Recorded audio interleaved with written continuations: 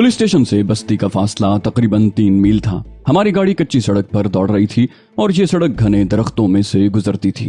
सड़क का ये रास्ता इंतहाई पुरपेच और नशिब फराज से पुर था। बाज मोड़ इतने खतरनाक थे कि गाड़ी उलट जाने का खतरा पैदा हो जाता। उसके अलावा ये भी खौफ था कि कहीं हम दहशत पसंदों की गोलियों का निशाना न बन जाएं। ताहम निहायत एहतियात से हम आगे बढ़ रहे थे और किसी भी लम्हे किसी खौफनाक वाक़ये के लिए तैयार थे। हमारी गाड़ियां बिलाखिर बस्ती के करीब पहुंच गईं। यहाँ से झील शुरू होती थी, लेकिन जो ही हम झील के नजदीक पहुंचे दफतन एक खौफनाक धमाका हुआ और आनन फानन में हमारी गाड़ी और पीछे आने वाली गाड़ी के दरमियान धुएं का एक बादल हायल हो गया। गैर शऊरी तौर पर मेरा हाथ राइफल पर पहुंच गया जो खास तौर से आयरन ने मुझे मुहैया की थी। आयरन ने अपना पिस्तौल निकाल लिया था और हमला आवरों पर गोलियां चलाने के लिए तैयार था, लेकिन धुएं का बादल इतना गहरा था और चारों तरफ इस तरह फैल गया था कि कोई चीज नजर नहीं आती थी। हमने आगे बढ़ने की बजाय गाड़ी वहीं रोकी और अपने पीछे आने वाली पुलिस कार का इंतजार करने लगे। लेकिन अभी चंद ही सेकंड गुजरे थे कि दफतन बेशुमार गोलियां सनसनाती हुई हमारे सरों पर से गुजर गईं और हम बेइख्तियार गाड़ी से बाहर छलांगे लगाकर जमीन पर लेट गए। गोलियों की तड़तड़ से इलाका बुरी तरह गूंज उठा। ऐसा मालूम होता था कि गोलियां चारों तरफ से आ रही हैं। हम आहिस्ता आहिस्ता रेंगते हुए फिर गाड़ी तक पहुंच गए। उसके सिवा कोई चारा कार न था कि हम गाड़ी की आड़ में पनाह लें, लेकिन ये आड़ किस सम्त से ली जाए इसका कोई अंदाजा नहीं किया जा सकता था। चुनाचे मजबूरन तय किया कि दोबारा गाड़ी में दाखिल हो जाएं। तकरीबन 3 मिनट तक ये गोलियां बरसती रहीं और उसके बाद बंद हो गईं। धुएं का वो बादल जो आहिस्ता आहिस्ता अपना हजम बढ़ाता जा रहा था अब फजाओं में गुम होने लगा था। यकीनन ये दस्ती बम से उठने वाले धुएं का बादल था। हमने चंद लम्हे इंतजार किया और उसके बाद कार से सर बाहर निकाल कर झांका। हमारे पीछे आने वाली पुलिस गाड़ी उल्टी पड़ी थी और उसमें बैठे हुए तमाम सिपाही खून में लथपथ जमीन पर पड़े हुए थे। इंतहाई हौलनाक मंजर था। एक लम्हे के लिए हम साकित रह गए। आयरन की आंखों से वहशत टपक रही थी। उसके चेहरे पर खून ही खून नजर आ रहा था।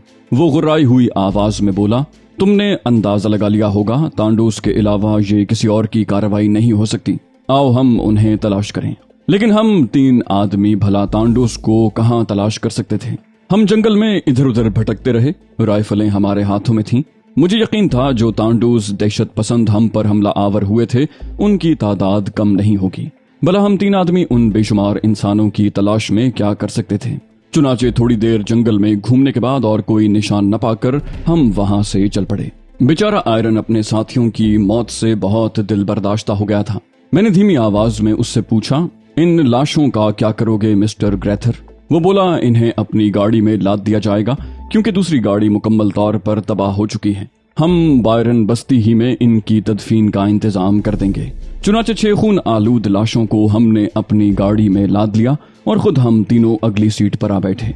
आयरन बिल्कुल खामोश था। थोड़ी ही देर के बाद गाड़ी बायरन बस्ती में दाखिल हो गई। आयरन अपने साथियों की मौत से बहुत गमगीन था। उनके सीने में इंतकामी जज्बा बहुत शिद्दत से जाग उठा था और बार बार वो तांडूस के खिलाफ नफरत का इजहार करता था। बस्ती में दाखिल होने के बाद उसने बस्ती वालों को इकट्ठा किया और अपने साथियों की लाशें दफनाने का काम उनके सुपुर्द कर दिया। बस्ती के लोगों में खौफ और हरास की सी फजा फैली हुई थी। ये सीधे साधे मकामी देहाती थे जिनकी अपनी कोई सियासत नहीं थी। वो तांडूस के लिए काम करने पर आमादा थे, न उनके खिलाफ। आयरन ने मुझे बताया कि बस्ती वालों का ताउन हासिल करने के लिए हर कोशिश कर ली गई है, मगर वो तांडूस के खिलाफ कुछ बताने पर आमादा नहीं है और इस सिलसिले में यही कहते हैं कि हुकूमत पहले हमारी हिफाजत का बंदोबस्त करे।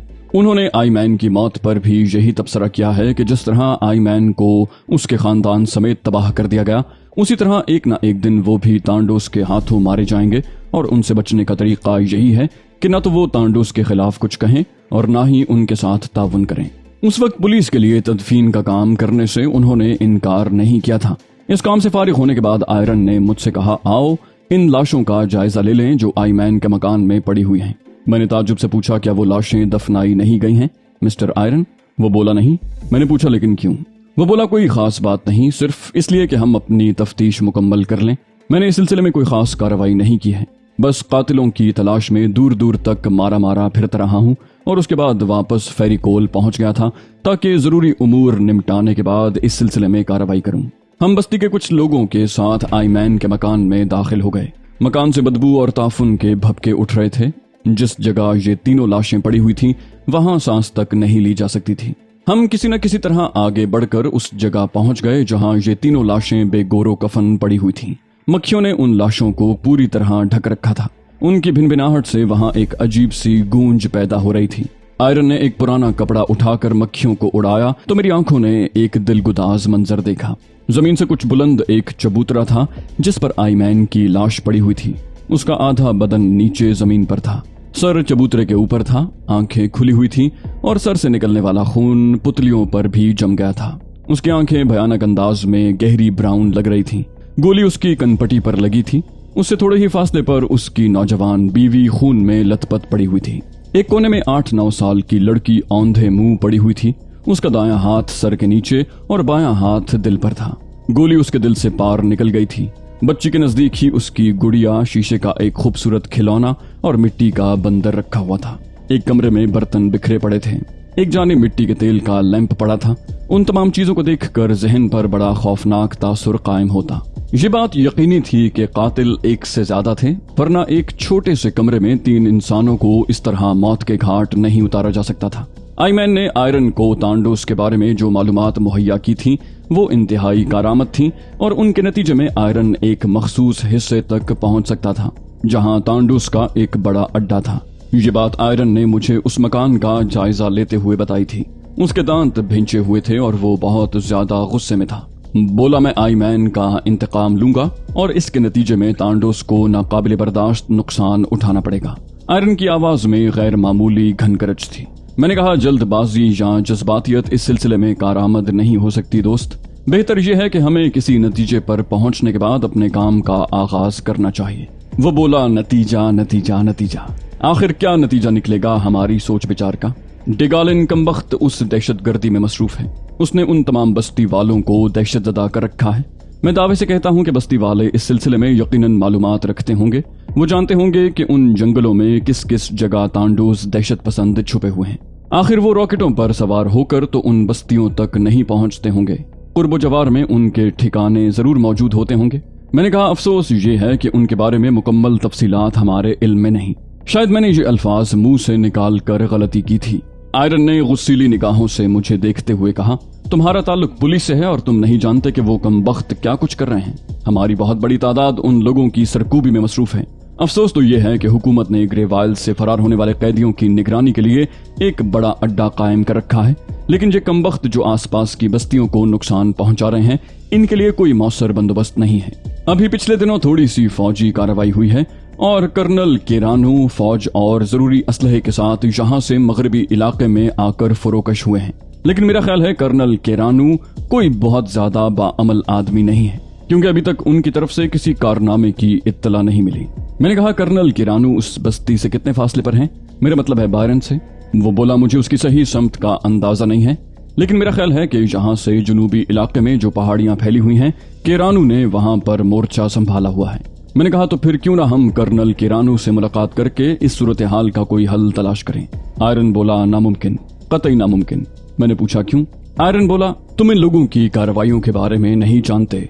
अतराफ के घने जंगल इनकी पनाहगाहें हैं और ये इस पूरे इलाके में फैले हुए हैं। इनका तरीक़ाकार बहुत खतरनाक है। ये 15-20 की टोलियों में इधर उधर बिखर जाते हैं, फिर खुराक और असलहे के जखीरे पर हमला करते हैं। जिस बस्ती पर हमला करते हैं वहां से खुराक तलब करते हैं और खुराक न मिलने पर अंधाधुंध गोलियां चलाना शुरू कर देते हैं। बड़े बड़े ताजरों के बच्चे और बाज़ औक़ात उनकी नौजवान बीवियां और लड़कियां उठा कर ले जाते हैं और जब तक उन्हें मतलूबा चीजें नहीं मिलती उन्हें आजाद नहीं करते। खा कोई कुछ भी कर ले, उनके सारे घर का सफाया कर देते हैं। बस्ती वालों का ये खौफ बेजा नहीं है। यूं समझो इस इलाके में हुकूमत का निजाम दरहम बरहम हो चुका है और कोई कानून यहाँ राइज नहीं। तुम देखो ये बस्ती वाले हमसे किस तरह मुंह मोड़े बैठे हैं। हम अगर इन पर तशद्दुद करें तो ये हमारे खिलाफ उठ खड़े होंगे, लेकिन तांडूस के बारे में कोई कुछ नहीं बताएगा। मैंने कहा, कोशिश करने में क्या हर्ज है। अगर वो हमें तांडूस के किसी ठिकाने के बारे में बता सके तो मेरा ख्याल है इस सिलसिले में हमें काफी कीमती मालूमात हासिल हो जाएंगी। मैंने इसरार किया। वो बोला, नामुमकिन है, तुम अगर कोशिश करना चाहो तो कर लो। मैंने कहा, पहले इन लाशों का बंदोबस्त कर लिया जाए, इनसे बुरी तरह ताफुन उठ रहा है। और आयरन चरण सिंह की तरफ घूम गया। बोला, मिस्टर बडी, आप इस सिलसिले में बस्ती वालों की मदद हासिल करें। चरण सिंह खामोशी से बाहर निकल गया। थोड़ी देर के बाद चंद बस्ती वाले आ गए। मेरी निगाहें उन सब का जायजा ले रही थीं।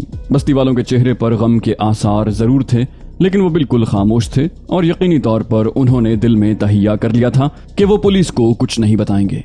मैंने उन बस्ती वालों में से एक ऐसे मोमबर शख्स का इंतखाब किया जो मेरे ख्याल में कुछ पढ़ा लिखा और किसी हद तक समझदार था। बस्ती के लोग उन लाशों की तदफीन में मसरूफ हो गए। मैंने उस मोमबर शख्स को अपने पास रोक लिया। चरण सिंह भी लाशें उनके हवाले करके वापस आ गया था। उस शख्स से उसका नाम पूछा गया तो उसने नाम बता दिया। उसके बाद हमने उससे तांडोस के बारे में सवाल किया।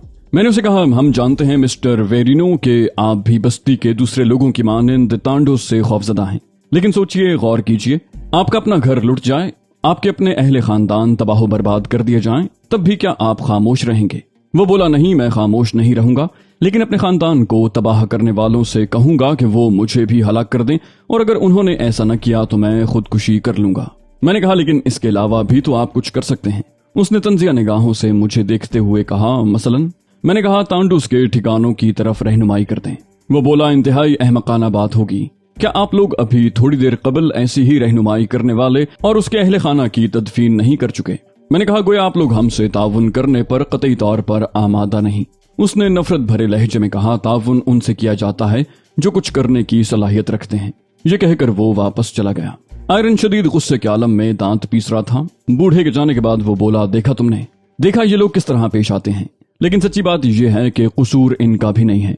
हुकूमत सही अंदाज में काम ही नहीं कर रही। हालांकि तांडूस के बारे में बहुत सी इत्तलात पहुंचाई जा चुकी हैं। अब ये कर्नल केरानू, वो खामोश हो गया। मैं गौर करने लगा, कोई बात समझ में नहीं आती थी। फिर मैंने आयरन से कहा, मिस्टर आयरन, बदकिस्मती से अब हम सिर्फ 3 अफराद यहाँ रह गए हैं। क्या हम अपने तौर पर कोई कार्रवाई कर सकते हैं? वो बोला, नहीं कर सकते, लेकिन अगर मैं पुलिस के 10-20 जवानों को यहाँ बुलवा भी लूं तो फायदा क्या होगा? हमारे सामने कोई मंजिल तो हो, कोई रास्ता तो हो। कम से कम हमें ये मालूम हो जाए कि इन इलाकों में तांडूस कहाँ कहाँ मौजूद हैं। इन कमबख्तों में से अगर कोई जबान खोल, लेकिन मैं फिर यही बात कहूंगा कि कसूर उनका भी नहीं। मैंने कहा, मेरे जहन में एक और तरकीब है। वो बोला, वो क्या? मैंने कहा, क्यों ना हम कर्नल केरानू से मुलाकात करें और उनके साथ मिलकर इन्हीं अतराफ में कुछ कार्रवाइयां करें। देखें तो सही कि आखिर हम इस सिलसिले में क्या कर सकते हैं। मेरी तजवीज पर आयरन सोच में डूब गया था। फिर उसने गर्दन हिलाते हुए कहा, ठीक है, मेरा ख्याल है मैं कर्नल केरानू के बारे में मालूमात हासिल कर सकता हूँ। मैं तुम लोगों के क़याम का बंदोबस्त कर दूं। उसके बाद मैं कर्नल केरानू के बारे में मालूमात हासिल करने के लिए निकलूंगा। एक छोटे से मकान में हमारी रिहाइश का इंतजाम कर दिया गया। मकान के आसपास कोई मौजूद नहीं था और लोगों ने किसी तरह का ताउन हमसे न किया था। यहाँ खाने पीने का मसला पेचीदा जरूर था। छोटी सी बस्ती थी, मामूली नौयत की अशिया ही दस्तयाब हो सकती थी। चुनाचे हमने उन्हीं पर गुजारा किया। आयरन चला गया था। चरण सिंह ने मेरी तरफ देखते हुए कहा, भाई जी, ये किस चक्कर में फंस गए हम लोग? यहाँ तो वाकई बड़ी गंदगी फैली हुई है। कहीं यूं ना हो कि तांडूस को हलाक करने या गिरफ्तार करने के चक्कर में हमारी अपनी जिंदगियां ही चली जाएं। अगर इस तरह मर गए तो वाकई बड़ी बेवकूफी की मौत होगी ये। मैं हंस पड़ा। फिर मैंने कहा, चरण सिंह, हमें वो सब कुछ तो करना ही है जो कम से कम हमें इस काबिल तो बना दे कि हम यहाँ से रवाना हो सकें। इसके अलावा मैं उस बच्ची को नहीं भूल सकता जिसने एक हाथ से अपना दिल पकड़ा हुआ था और उसके अतराफ में उसके खिलौने बिखरे हुए थे। वो बोला, भाई जी, इसमें कोई शक नहीं है कि कोई भी सीना जज्बात से खाली नहीं होता। मुझे भी दुख हुआ है, लेकिन क्या यहाँ सूरत हाल अजीब नहीं है? इतने बड़े बड़े वाकयात हो रहे हैं और यहाँ की हुकूमत ने अब तक कोई ठोस कदम नहीं उठाया। मैंने कहा, मैं इस सिलसिले में क्या कर सकता हूँ? अभी हम लोग यही बातें कर रहे थे कि दफतन उस मकान का दरवाजा जोर जोर से धड़धड़ाने की आवाज सुनाई दी जिसमें हम रह रहे थे। दरवाजा बजाने की आवाज ऐसी थी कि हमें संभलना पड़ा। ताहम हम तैयार होकर दरवाजे पर पहुंच गए। अंदर आने वाली एक 27 या 28 साल की लड़की थी। उसका चेहरा जर्द हो रहा था, सांस बुरी तरह फूला हुआ था, आंखों से वहशत नुमाया थी, बदन थर थर कांप रहा था। हमें देखकर वो बुरी तरह रोने लगी। उसने रोते हुए तकरार की, बिलाखिर वही हुआ जिसका खतरा था, वही हुआ, बिलाखिर वही हुआ। मैंने आगे बढ़कर पूछा, क्या हुआ? कौन हो तुम? वो बोली, ले गए, वो उसे भी ले गए, समझे तुम, वो उसे भी ले गए। मैंने पूछा, किसे? आओ अंदर आओ, जरा तफसील से बताओ क्या बात है। वो बोली, क्या फायदा तफसील बताने से, तुम लोग क्या कर सकोगे? बताओ, तुम मेरे महबूब के लिए क्या कर सकोगे? मैंने बचपन से उसे प्यार किया और अब वो उनका शिकार हो गया। पागल था ना, सीने में वतन से मोहब्बत का जज्बा रखता था, तांडूस के खिलाफ अपने वतन की मदद करना चाहता था और अब उसकी लाश कहीं न कहीं मिल जाएगी। वो फूट फूट कर रोने लगी और जमीन पर बैठ गई।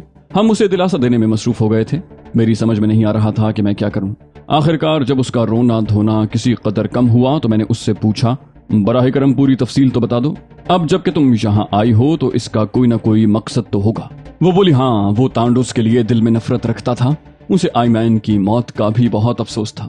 उसने अहद किया था कि वो तांडुस के बारे में मालूमात इकट्ठा करके हुकूमत के हवाले कर देगा, और नतीजे में वो लोग उसे पकड़ कर ले गए। मैंने पूछा, कितने थे वो लोग, तादाद में कितने थे? वो शिद्दत जज्बात से अपने होंठ चबाते हुए बोली, 50-60 के करीब होंगे। उसकी मुट्ठियां भिंची हुई थी। मैंने पूछा, क्या तुम बता सकती हो कि वो किस समत गए हैं और किस तरह उन्होंने तुम्हारे महबूब को कब्जे में किया? वो हमें तफसील बताने लगी। इसी दौरान आयरन भी वहां पहुंच गया। लड़की को देखकर उसने हैरत का इजहार किया था। मैंने लड़की के बारे में उसे तफसील बताई और वो हमदर्दी से लड़की को देखने लगा। फिर उसने पूछा, तुम्हारा नाम क्या है?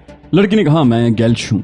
मैंने कहा, डियर गेल्श, वो तुम्हारे महबूब को पकड़ कर ले गए हैं। हम तुम्हारी मदद करना चाहते हैं, लेकिन तुम्हारी बस्ती के लोग किसी तौर हमसे ताउन करने पर आमादा नहीं। वो बोली, मैं आमादा हूँ। मैं तुम्हें उनका रास्ता बताऊंगी। मैं तुम्हें उनके बारे में मुकम्मल तफसीलात बताऊंगी, समझे? मैं तुम्हें उनके बारे में बताऊंगी। आयरन ने कहा, बराहे करम सब्र करो, सब्र और हिम्मत से काम लो। अगर तुम हमारे साथ ताउन करोगी तो यकीन करो हम तुम्हारे महबूब को छुड़ाने के लिए जान की बाजी लगा देंगे। वो बोली, हाँ, मैं उसे आजाद करवाना चाहती हूँ या फिर खुद उनके हाथों मर जाना चाहती हूँ। मुझे बताओ मैं तुम्हारे लिए क्या करूँ? मैंने कहा, तुम्हारे अहले खानदान में और कौन कौन है? वो बोली, मेरा कोई खानदान नहीं है। मेरा इस दुनिया में कोई नहीं, सिवाय उसके मेरा कोई नहीं। जल्दी करो, देर न करो। वो जज्बाती लहजे में बोली और आयरन मेरी तरफ देखने लगा। मैं खुद भी जरा परेशान सा था। अगर हम उस लड़की की मदद पर आमादा हो भी जाते तो क्या कर सकते थे? हम सिर्फ 3 अफराद थे। आयरन बोला, मैं कर्नल केरानू के बारे में मालूमात हासिल करके आया हूँ। कर्नल की छावनी यहाँ से तकरीबन 6 मील के फासले पर है और 6 मील का ये फासला तय करने में हमें कोई खास दिक्कत नहीं होगी। लड़की को हम अपने साथ ले लेते हैं। क्यों गेल्श, तुम हमारे साथ चलना पसंद करोगी? वो बोली, तुम मुसलसल फजूल बातें किए जा रहे हो। मैंने कब इनकार किया है? और हम उसी वक्त तैयार हो गए। कर्नल केरानू के बारे में मुझे कुछ ज्यादा मालूमात नहीं थी, लेकिन उसकी जरूरत भी नहीं थी। हम तो दूसरे ही मकसद से यहाँ पहुंचे थे। ताहम दिल में ये ख्वाहिश जरूर पैदा हो रही थी कि कम से कम तांडुस की जियारत तो कर ली जाए, देख तो लिया जाए कि उनका चीफ क्या अगराज व मकासिद रखता है और उसका तरीका कार क्या है। हम सब पुलिस जीप में बैठ कर चल पड़े। आयरन ने असलहे का माकूल बंदोबस्त कर लिया था और हम दोनों को चौकन्ना रहने की हिदायत की थी। वो खुद सरकारी जीप चला रहा था। एक एक लम्हा चौकन्ना रहकर हम ये 6 मील का फासला तय करने में कामयाब हो गए। हर लम्हा यही धड़का लगा रहता था कि अभी किसी तरफ से गोलियों की बौछार होगी और हमारे बदन खाको खून में लिपटे हुए नजर आएंगे। ये सूरत हाल इस कदर खौफनाक होगी इसका अंदाजा हमें नहीं था, लेकिन अब तो आ ही फंसे थे और इन मामलात में मुलव्विस भी हो गए थे, इसलिए जो कुछ होना है वो तो होगा ही। कर्नल केरानू तक पहुंचने में कोई खास दुश्वारी पेश नहीं आई। वो दरमियानी उम्र का एक अच्छा खासा चुस्त चालाक आदमी था। उसने पुरजोश अंदाज में हम तीनों से मुसाफा किया और फिर लड़की को बगौर देखते हुए कहा, ये खातून कौन है? हमने बताया गेल्श है इनका नाम और कहती है कि ये तांडुस की समत बताने पर आमादा है। कर्नल बोला, ओ वाकई, ये तो बड़ी दिलचस्प बात है। मैं तो कोशिश कर करके हार गया, लेकिन अतराफ के लोगों पर ऐसी बर्फ जमी हुई है कि पिघलती नहीं। इनमें से कोई जबान खोलने पर आमादा नहीं। बाज लोगों पर मैं तशद्दुद करके भी देख चुका हूँ। वो मर जाना पसंद करते हैं लेकिन तांडुस के खिलाफ जबान खोलने पर आमादा नहीं। मैंने उसे मुखातिब किया, कर्नल, क्या मैं आपसे एक सवाल कर सकता हूँ? कर्नल केरानू चौंक कर मुझे देखने लगा। वो खुश अखलाकी से बोला, हमारा मिशन एक ही है दोस्त। हम जिंदगी की बाजी लगा कर यहाँ पहुंचे हैं, चुनाचे कुछ भी पूछने में तकल्लुफ की जरूरत नहीं। मैंने कहा, शुक्रिया कर्नल। क्या आपने इस बात का अंदाजा लगाया कि कहीं ये लोग ज़हनी तौर पर तांडुस के मिशन से तो मुत्तफिक नहीं है? कर्नल ने कहा, मैं तुम्हारी बात समझ रहा हूँ। मैंने इसका अंदाजा लगाने की कोशिश की है, लेकिन मैं इस नतीजे पर पहुंचा हूँ कि ये लोग कतई तौर पर तांडुस से कोई हमदर्दी नहीं रखते। कातिलों, डाकुओं और जराइम पेशा लोगों से कौन हमदर्दी रख सकता है? मैंने कहा, गोया आपके कहने का मकसद ये है कि ये लोग तांडुस से हमदर्दी तो नहीं रखते, अलबत्ता उनसे खौफजदा हैं। कर्नल ने कहा, हाँ, 100% यही बात है। मैंने कहा, तो फिर कर्नल क्या प्रोग्राम है आपका? वो बोला, हम इस लड़की की रहनुमाई में उस समत सफर करेंगे जहां वो तांडुस छुपे हुए हैं। मैं यूं करता हूं कि तकरीबन 150 अफराद साथ ले लेता हूं। हम अपने साथ टैंक भी लाए हैं ताकि किसी मौके पर ज्यादा मौसर कार्रवाई भी कर सकें। मेरा ख्याल है हम 2 टैंक साथ ले लेते हैं। आयरन ने उसकी बात से इत्तेफाक किया था। चुनाचे कर्नल ने पहले हमें अपने यहाँ ठहराया। लड़की के लिए भी उसने मुनासिब बंदोबस्त कर दिया था, लेकिन वो बेहाल मालूम होती थी।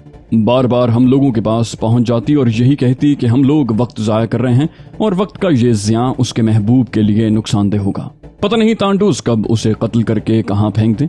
बहरहाल दिलासा देने के अलावा कोई चारा नहीं था हमारे पास। कर्नल किरानू ने जल्दी जल्दी इंतजामात किए और शाम का झुटपटा होने से पहले हम वहां से चल पड़े। लड़की ने हमें वो सम्त बताई थी जिधर उसने तांडूस को जाते हुए देखा। हरचंद की ये एक मुबहम सी कोशिश थी और इस सिलसिले में कोई उम्मीद अफजा बात नहीं कही जा सकती थी। फिर भी जरूरी नहीं था कि लड़की ने जो कुछ बताया है वो दुरुस्त ही होगा, लेकिन इस सूरत हाल से निपटने के लिए और कोई रास्ता नहीं था। तो दोस्तों, ये थी हमारी आज की एपिसोड। उम्मीद करते हैं आपको हमारी कहानी पसंद आई होगी। जाने से पहले इस वीडियो को लाइक कीजिए और शेयर करना मत भूलिए। कमेंट करके हमें बताइए कि आपको हमारी वीडियो कैसी लगी, और अगर अभी तक आपने इस चैनल को सब्सक्राइब नहीं किया तो इसे सब्सक्राइब कीजिए और बेल आइकन दबाकर ऑल नोटिफिकेशंस ऑन कर लीजिए।